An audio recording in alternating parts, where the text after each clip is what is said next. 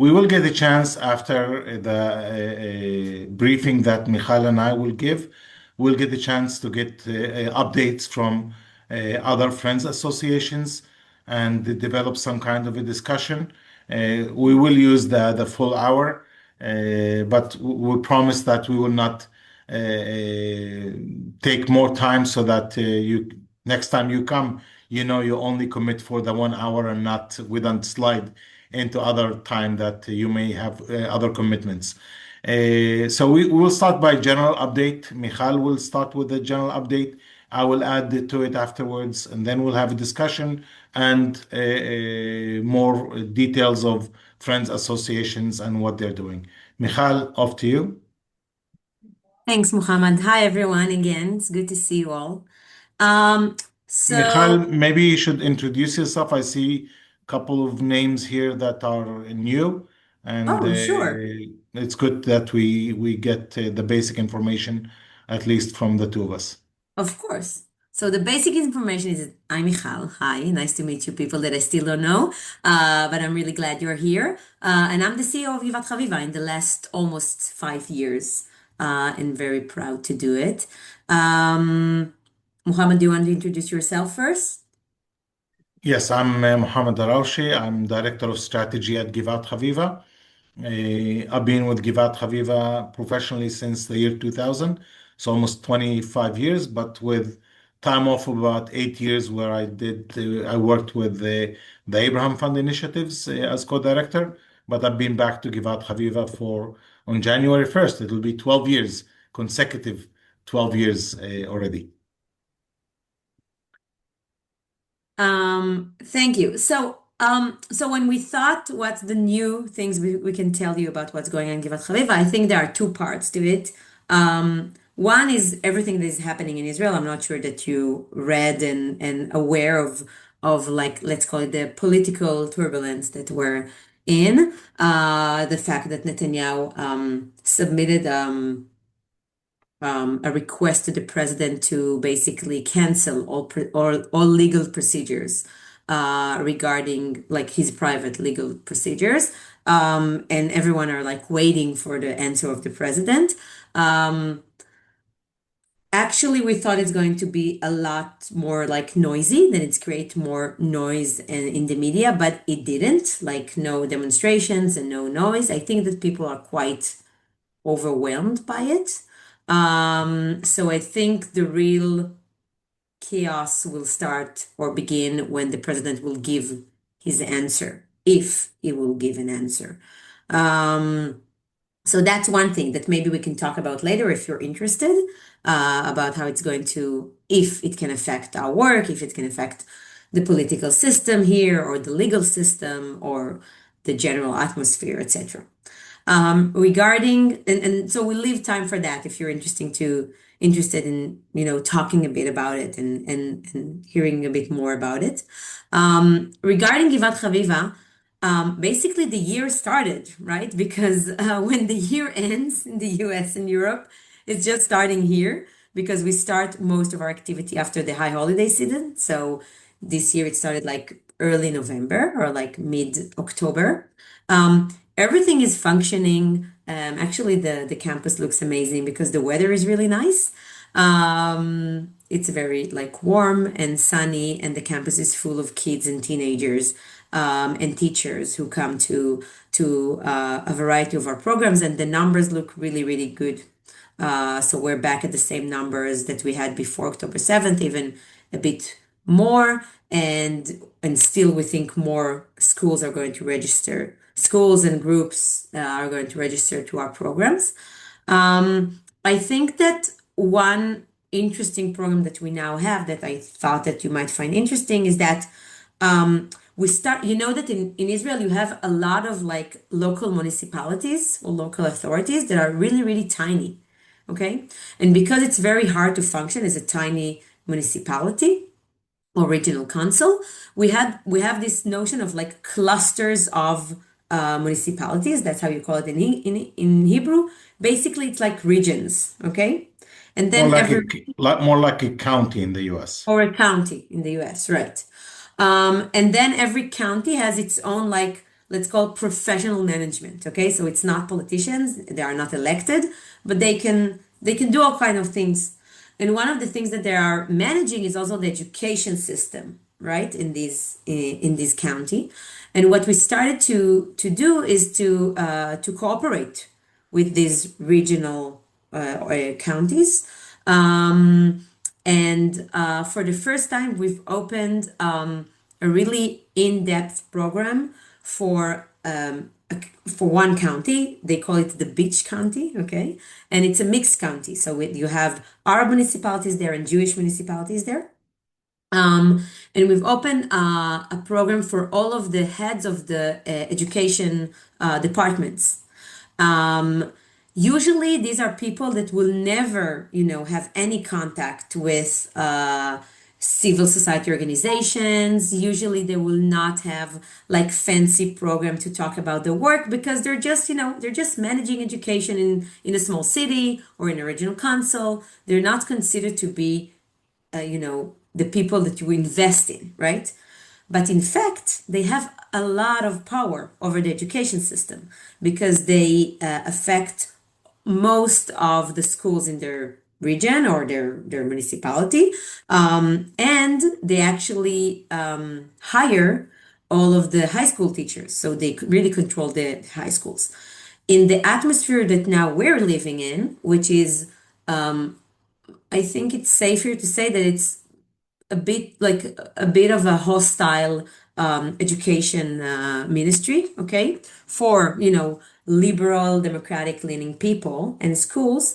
It's very, very important to keep contact with these people and also to give them the strength to stand tall when they get all kind of instructions from the Ministry of Education that sometimes contradict the legal, democratic, liberal public education in Israel. So we have this program. It's unbelievable that like 15 heads of education departments in all kind of like councils and cities are part of it. It's pretty like long. It's like 6 full days that they come to Givat Haviva to talk about Share Society, to get to know each other, to get to know Share Society education, and also to create all kind of partnerships between them because they're very close geographically, right? So it makes sense that they will have all kind of cooperations. And we're very proud of it. And basically, how many eshkolot we have, Muhammad? 5, right? No, I think there are 10, not all organized in the same way. Five are in full capacity, but the other five are in partial capacity. So we did this pilot with one. Eshkol is like this county, mechanism. Okay. So we did this pilot with one Eshkol, and now there are other two that want to join us for this program. So we're very excited about it, and we also think that it's like we see it as a little nice win to understand the system and to understand the kind of intervention that we can have as a civil society organization that can actually have a great impact on the liberal, shared society, democratic education in Israel. So that's one thing that I wanted to share with you. And I think that the other is probably the conference. I really hope that you all heard about it. It's going to be in January 6th. It's our annual conference. It's also going to be on social media if you want to just watch it. But also some of you will join us because we're also taking the opportunity to have our friends of Givat Haviva conference after the annual conference. It's going to take place in Givat Haviva. In the last 2 years, it was in Tel Aviv. So we're trying something new because we thought it's important for people to come to our campus and to know our campus. And it's not totally confirmed yet, but we're in a friendly forum, so I can say it. President Herzog is supposed to attend. Also, the ambassador of the Emirates is supposed to attend, and it looks like that the American ambassador might attend. If we're going to pull this off, then it's going to be a very, very important, substantial national conference. And I think so. It's not sure. It's not sure yet. They all can cancel. Of course, there's like super important, busy people, and they have a lot of like political pressure from all sides. But I think it can really signal out the importance of the subject of shared society, and also it's important for the historic steps that we want to take as Israeli citizens, as citizens of this region, and the connection that we see between a healthy shared society, a healthy democratic shared society in Israel, and our ability as a society to go to, big steps that we need to take in order to achieve peace and security, or at least quiet and security in our region. Um, so we're very excited about that. Muhammad, do you want to take it from here? Yes, clearly we have other very important people. For example, we have members of Knesset Mansour Abbas and Ahmad Tibi from the two leading Arab political parties that are confirmed speakers. We have member of Knesset Gafni from Shas. I'm sorry, from No, Yadut Torah. Yadut Torah, ultra-religious Haredi party that is going to be joining us. He was the head of the finance committee in the Knesset for many, many years, very much engaged in serious economic decisions in Israeli society. And he's going to be talking about the economic issues relating to the Arab community together with Ahmad Tibi, who both of them have a very unique relationship, and they made a lot of political and economic deals in the Knesset, and we wanted to get them out of the closet. And I think this is the first duet kind of program that they do together, and we're very proud and very happy that their talk will be the introduction to our economic panel. We will basically have three major sessions in the conference. One will be what Michal said, to connect or to talk about the overall concept of shared society and connect it to regional peace. And that's what the ambassadors and the president will probably be talking about. It's the zoom out perspective of what Givat Haviva means and its actual presence in on the ground and in the Middle East. The second will be about economic partnerships and cooperation.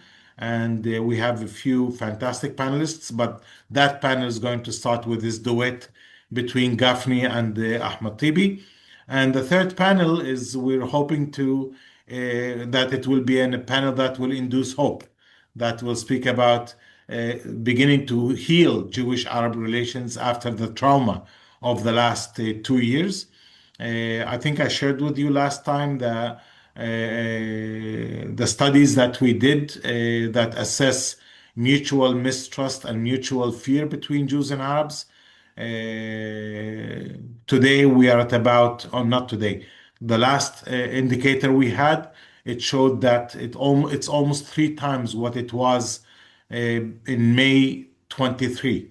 That mutual mistrust and mutual fear has almost tripled during the war. As we speak, actually, yesterday we signed the contract with our polling agency. They're doing a study for us, which we should get the results of by December 15th. We're trying to get an updated measure on the issue of mutual trust and mutual fear. And we're going to, because now we're going to have 3 consecutive years, 23, 24, 25, the same kind of questions with the same issues that we're measuring. That's going to become some kind of an index. We're going to turn this into an index of the feelings in the community towards each other. And hopefully it will become the Givat Haviva index for mutual trust and mutual respect between the communities. That is going to be the data we should have the data around the 15th of December, and then we will process it and share some highlights in the media before the conference. But at the conference itself, we're going to ask people to comment on it. We're going to ask some of the leaders that we're inviting to try to comment, and not just in diagnosis of the problem because we're going to give them the best diagnosis. We're going to give data that is based on a poll that brings attitudes of 700 Israeli Jews and about 500 Arab citizens. So it's a major poll that is being conducted. As I said, it's for the third year, and it's going to show us the fluctuation in this feeling now that we are post-war or post the last stage of the war. We're moving into a different kind of dynamics in Gaza. Clearly, this is having some impact on Jewish-Arab relations. But as I mentioned earlier, our main concern is to show direction. The third panel is going to be talking about future relations between Jews and Arabs, hoping that we kickstart what we call the healing process after the accumulating damage over the last 2 years in Jewish-Arab relations, but also showing the role of Givat Haviva in this process. Our role is mostly in building actual steps in leadership training, in education, in capacity building of teachers, of principals.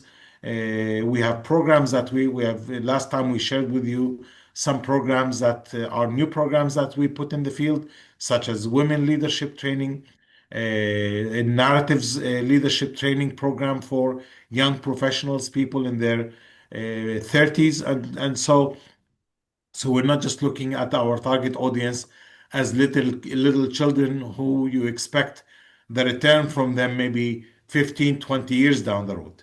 When you work with people in their 30s, you expect the return to be much more immediate. You expect these people to engage in some kind of activity immediately. Now, on the conference itself, on the same day, we have also two very unique sessions that we're going to hold. One is the launch of our alumni program at 3:30 at the end of the conference. The conference ends at 3. At 3:30, we're going to have a launch of our alumni program, building the nucleus of the alumni, trying to work with them on setting the stage of what we're going to be doing next the following year, 2026. But this program is finally out of planning and beginning of implementation. As I mentioned once, I think we have almost 500,000 graduates of our programs over the last 60 years. And we want to tap on the doors of maybe if not 500,000, but tap on the doors of 50,000, 60,000, organize maybe five or 6,000 of them over the next year or two, and to start having our alumni program to become not just a support program for the work of Givat Haviva in donations and things like that, but maybe even to activate them as some kind of an impact group that can affect Israeli society, whether it is media or meetings with decision makers or opening doors for us in programming, in whether it's schools, municipalities, corporations, and so on. But that basically we want to tap into the community with whom we worked, with whom we trained. The easiest is people that have graduated from our programs in the last 5 to 10 years. They seem to be the most collaborative group because it's still fresh in their mind. But I believe that we're going to be able to also attract some older guard people, people that are still ideologically committed to us and maybe seeking some kind of engagement. And we hope that the kickstart of this program on the 6th of January is going to be a start of a big project. The director of this program is going to be Eden. Some of you know Eden, so she's not going to continue in the development department. She's moving to direct this program.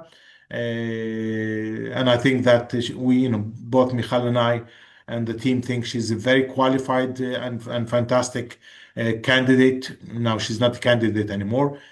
Fantastic leader of this project, and you'll get to see a lot of her. Hopefully, the next briefing, we're going to ask her to give an update 3 months down the road, an update on where this project is happening. Parallel to the launch of the alumni meeting, we're going to have also on the 6th of January an English a session in English. So all of the delegates that come from around the world, you're going to have a very special program on discussion about the regional context.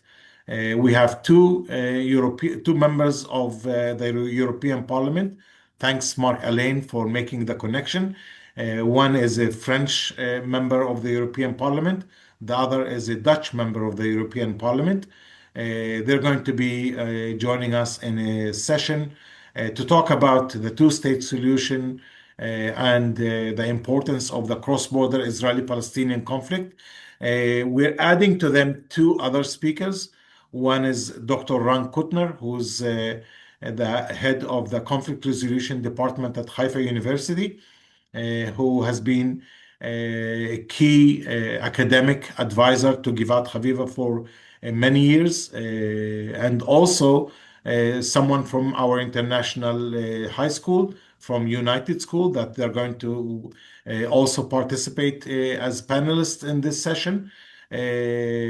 We will have also not just the international friends into this program, but this program will be open to other conference participants, to the students from the international school, and we have about 20 students, MA students from Haifa University that are doing their masters in peace and conflict studies that are also going to join us for this event.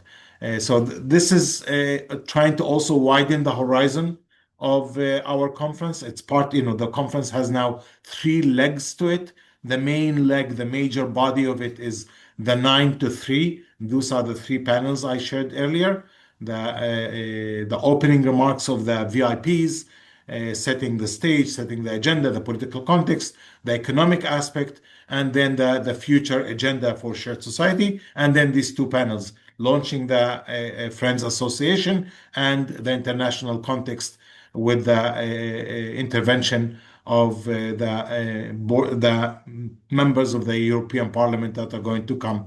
The good news also is that these members of the European Parliament will join the following 2 days, the 7th and the 8th of January, will be two additional days for a field visit of our friends associations. Right now, I think we have about 14 or 16 people registered, but it's going to be two study days. We still have time for people that might want to join. So you'll be invited not for the annual conference plus the two additional days that for which we're developing special content. One day will be getting deeper into the work of Givat Haviva, meeting program directors, meeting program participants, talk to them about what I call SWOT analysis of what we do, strengths, weaknesses, opportunities, and threats. This is what we're going to be doing for 2 days, but we're also going to be talking about the capacity of the friends associations, one from learning from each other, peer learning of what works, what doesn't work, Ruth sharing what works in Germany, Yvette sharing what works in Holland, Mark in France, Jonathan in the US, anyone coming from Canada, if you want to join us also, you're more than welcome to join us. But basically sharing practices of how we manage friends associations and how does that connect with the practical work of Givat Haviva. So that's 6th, 7th, and 8th of January. We're putting a lot of energy into that, both, I would say, intellectual energy, as what are the questions that will be asked in the poll that we're conducting.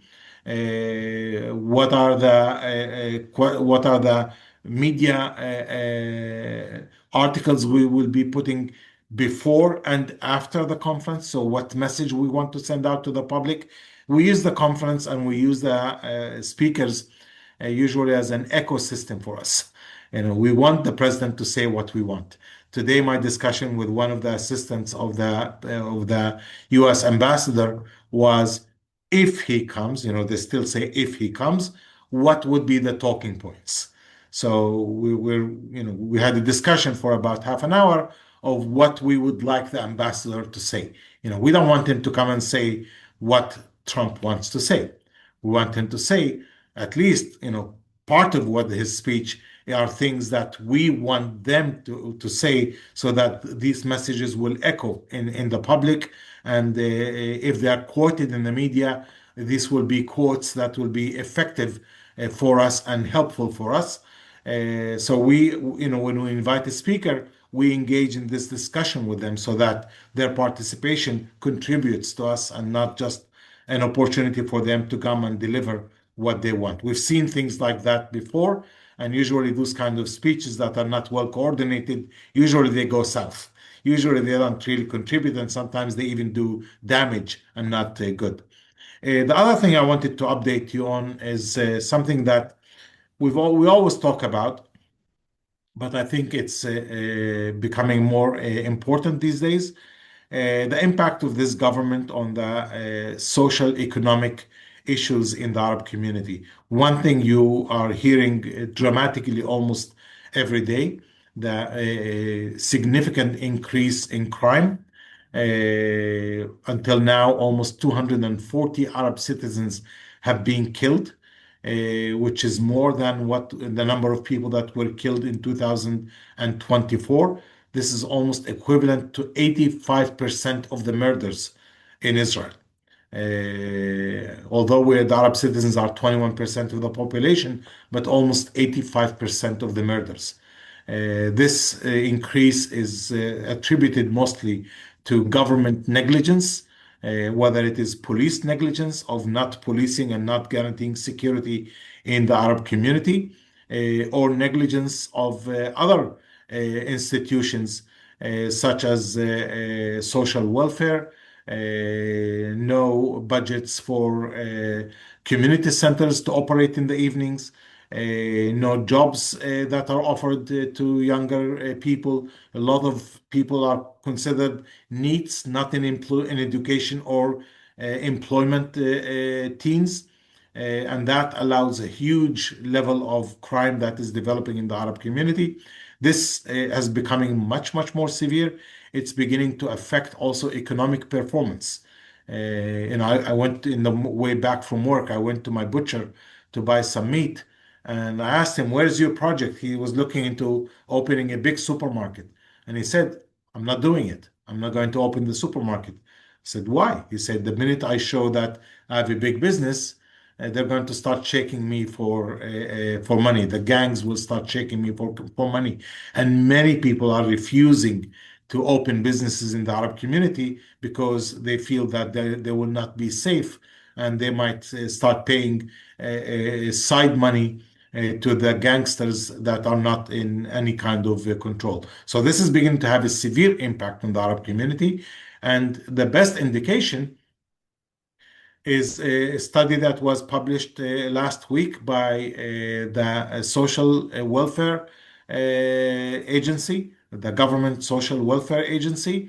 It showed that 58% of Arab citizens lack food security. 58% in comparison to about 11% of the Jewish citizens in Israel. That tells you the story. 58% versus 11%. This is not incidental. This is a result of orchestrated government policies, that government that allows itself, one, to discriminate, but not only in new things, but even they allow themselves to reach to budgets that have been allocated to Arab citizens and try to change the earmarking of those funds to other priorities of the government, meaning that the Arab citizens are having less services. You see it, I see it, I feel it in my own town and village. Garbage used to be collected in our village once a week. Now it gets collected once every 2 weeks. The municipal council, the society, the town is a weaker community because less people have capacity to pay city tax, and less people are generating income. And the municipality gets also less government, what's called balancing budget. Usually, when a community is poor, it gets more budget from the central government that to balance the needs to provide basic services. Even that is not being met in the last couple of years, which means, the question is now, how is this going to affect the political behavior of the Arab community in elections here? Is this going to force Arab citizens to rethink their political behavior in the upcoming elections? And that can be directed I would say, three major channels. One, the channel of turnout, how many people will actually turn out to vote. More and more people are frustrated. And the question is, where would they channel their frustration? Is it going to be in massive turnout in order to change the government? Or is it going to be in walking out of the political system and saying, we're sick and tired, nothing is working, and feel that they're not going to be effective in the upcoming elections? So there's a lot of discourse about this issue. The second is even who are we going to vote for? And there's a big discussion about Arab political parties being able to form a joint list to run as one entity instead of three entities, as what happened in the last elections. A poll that was published yesterday by a research institute called StatNet. It's the largest research institute in the Arab community polling agency, and it showed that 82% of Arab citizens want to see a joint list, and 45% of them said they will punish the party that does not allow that list to happen, meaning they will vote for the ones that will be willing to engage in a political partnership. Interesting also in that poll, it showed that 40% of the Arab public would like to see a member of Knesset, Ahmad Tibi, as the chair of a joint list. 24% want to see Mansour Abbas as the chair of a joint list. This is just, this is not very important information, but it's an indication of popularity of certain individuals. But many say that if there's no joint list, they're not going to vote. And today we're seeing almost 42% that express that perspective, that if our political parties will go as singular parties, then they will be punished by the public. 82% say they want to see a joint list, but 42% say if that's not going to happen, we're going to punish them and not participate in the elections. So a lot of this is happening. In the last elections, we conducted a small project that encouraged increased turnout in the Arab community. Our project was asking Arab Council members to put social media videos on their own accounts, calling people to vote. We thought that council members are the closest to their constituency. Usually, people, when the Arab citizens, the turnout rate into council elections and municipal council elections is about 88%. When to the Knesset, it's only 50%, 52% in the last elections. So we wanted to close that gap by encouraging the ones that know how to get the 88%, those are the council members, to encourage their voters to attend. If we're able to secure earmarked funding for that, again, we're going to hopefully do a similar project like this. Clearly not calling to vote for a specific political party, but to engage in the political expression of positions. We don't call people to vote for this party or that party, but just to be part of the democratic process. You can still, though, expect that whoever votes from the Arab community, 92% their vote is going to be to what's called center-left political parties, Israeli Jewish center-left political parties, including the Arab political parties. So it serves the liberal democratic bloc in Israel, which is the healthier place for us to operate in as an organization. We and many other organizations have been suffering severely from certain actions of this government. So a better government would be a boost for our work and for similar organizations that work with the same principles of democracy and human rights and the liberal values in Israeli society. This leaves us with about 15 minutes. I know that Mark Alain has to leave in about 4 minutes. So, Mark, I give it to you to be the first one to say a few words, and then this will give us few words for the rest of few minutes for all of us to make a comment or ask a question, whatever you feel like. Maybe we start with comments and not questions. Well, thank you very much for letting me speak Can you now. speak up a bit so that we can hear you better? Yeah, thank you very much for letting me speak now. I have gone to a lot of places in France Introduce where, yourself, Mark, first, please. oh, I've been I've been the chair of the French Friends of Givat Haviva since uh, 2000. 13, I guess. I took over from the founder. We're the youngest organization in Europe, but we're thriving to do as well as the others. Um, I've gone to various places in France, in the north, the south, the east also.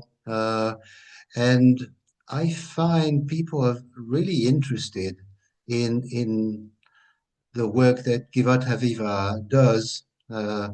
For them, uh, who are uh, not our followers usually, they're different crowds.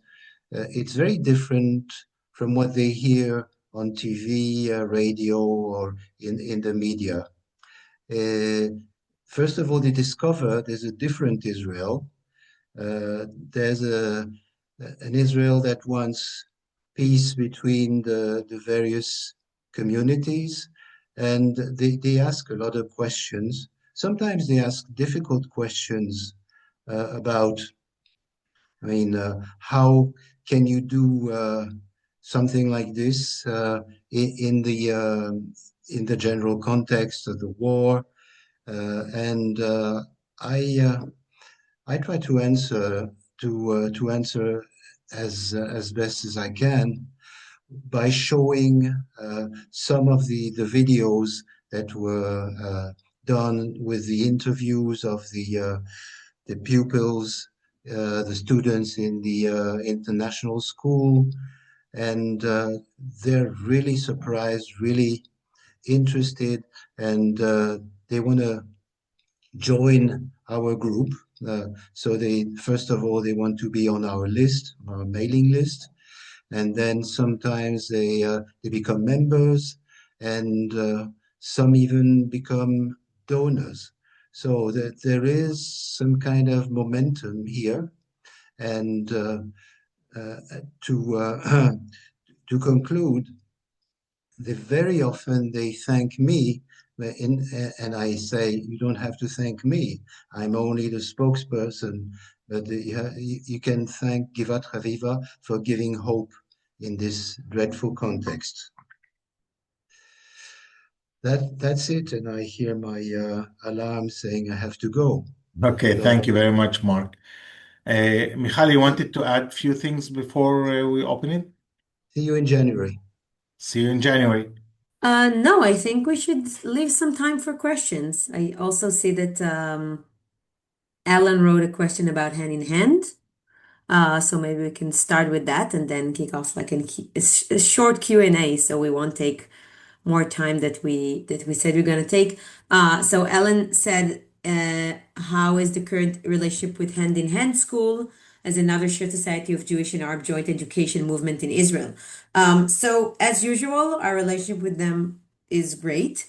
First of all, their Jewish teachers are learning spoken Arabic in Givat Haviva courses.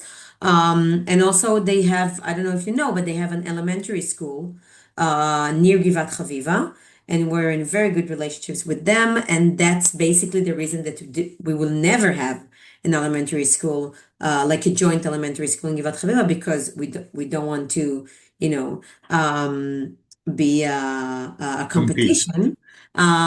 So we're just going to have a high school, and as we told you The last meeting, we're also thinking about establishing a middle school from the 7th grade to the 10th grade. And then for the people in the region of Givat Haviva, they could have a shared or mixed education system from first grade to the 12th grade. And that's something that is very important for us. Lawrence, I see you also put a comment. You want to uh, express it directly? Hi there. Hi, Mohammed and Michal. Good to see you. Thanks for that encouraging report. Encouraging from the point of view of Givat Haviva. The statistics you came up with were really horrifying about mistreatment of communities of the Palestinian Arab community in Israel. No, I was just interested in that conference. Sounds amazing. Would it be open to UK participation, given the fact that my fellow countrymen and women decided to leave Europe, which was a bit unfortunate, but uh, if you could say something more about that, that would be wonderful. Thank Let's have a vote. Our European members, should we allow the Brits to you. join? Please, please. We hope that you will rejoin Europe, Thank you. Lawrence. Thank you very much. Ta-da. So we'll allow you, Lawrence, but no, we will be more than happy to have you join us.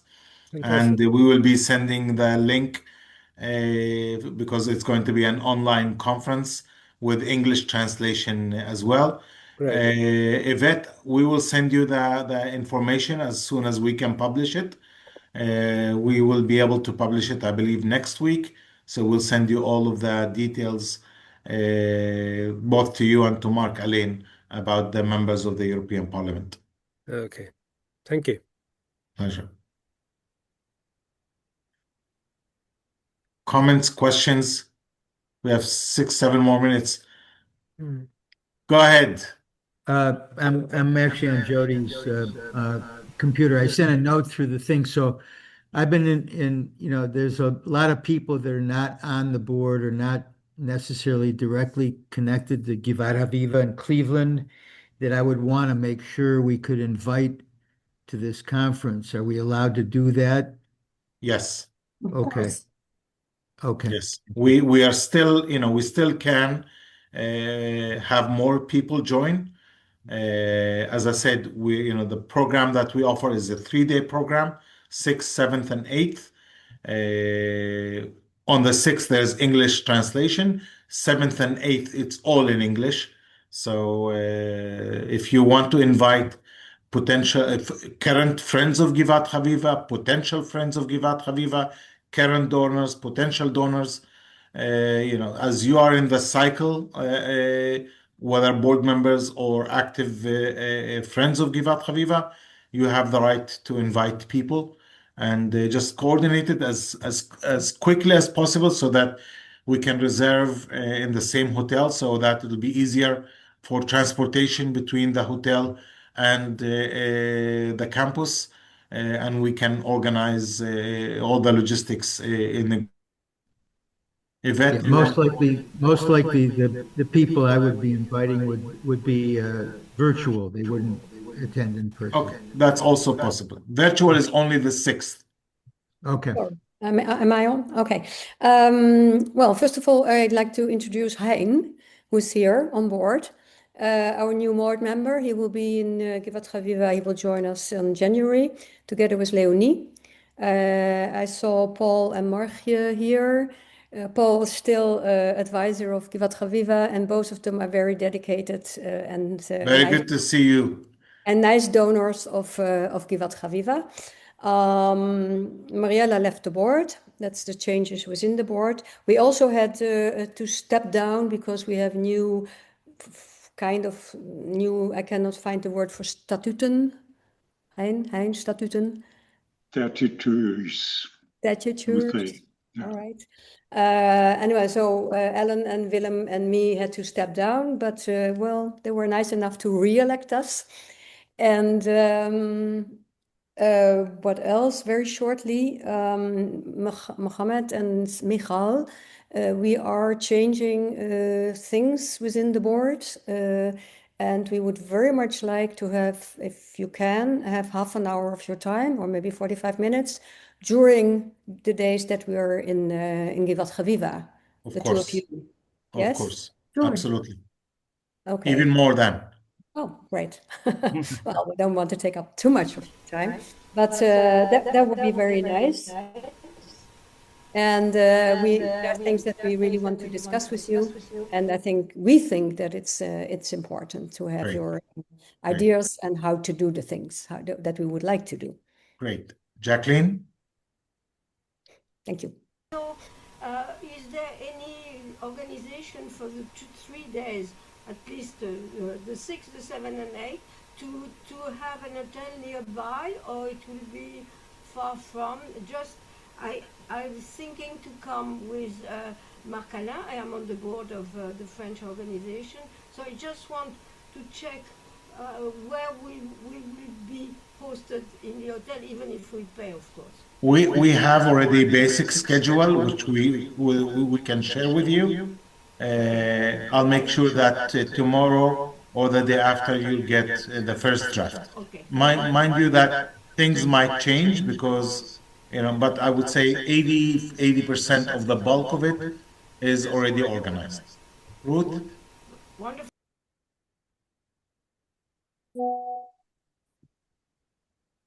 Go ahead, Ruth. I think I have some problems with my internet, but I wanted to No, we can hear underline you what now very well. Marc Alain said. In Germany, okay, in Germany, I met a lot of people who are very interesting what's going on in Israel, sure. And even there are classes, school classes, who want to have a contact in Israel and who want to go there for visiting and for exchange. So we often speak about anti-Semitism in Germany and also about anti-Arabic racism, but it's only a part of the truth. And or most of young people really want to hear more about the conflict and more about the situation, how to continue in the future. And I'm very hopeful that we are a big part of this, not of a problem, but of a solution. And I'm sure that we will have more contacts than we have had before, but because we have had an interview. I have had an interview in a radio station, and there came a lot of people calling me to come to their place everywhere in Germany and to speak about Givat Haviva. And so I'm sure that we can do more, and I'm very interested how we can continue our work. And I'm very interested in the alumni program, which I think it will be a very good multiplicator situation, which can help to a lot of people out of Israel to understand what's going on there and how the situation is. Great. Thank you very much. So for me, and I hope the best for you. Fantastic. Okay. Thank you very much, Ruth. Okay, out of respect for everyone's time, unless there is something burning that someone wants to share, we can call this meeting off. Jeff, as the head of the Finance Fundraising Committee, you want to say a word using this opportunity? Certainly can, of course. We are coming upon the end of the year. Certainly in the US, the end of the year is important for being able to deduct charitable donations. We have a big effort going on to reach out to the entire list and to expand the network.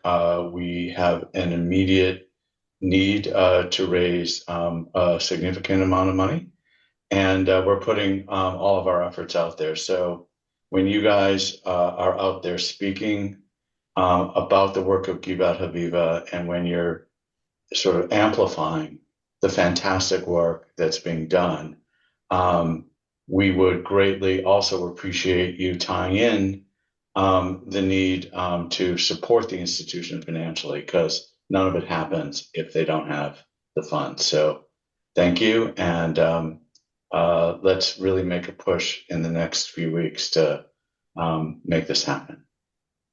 Wonderful. Thank you very much. Enjoy your evening, day, morning, whatever timeline you're in. Thank you very much. Bye-bye. Thank you so much. Bye. Be See you good, in everyone. January, Take whoever is care. coming.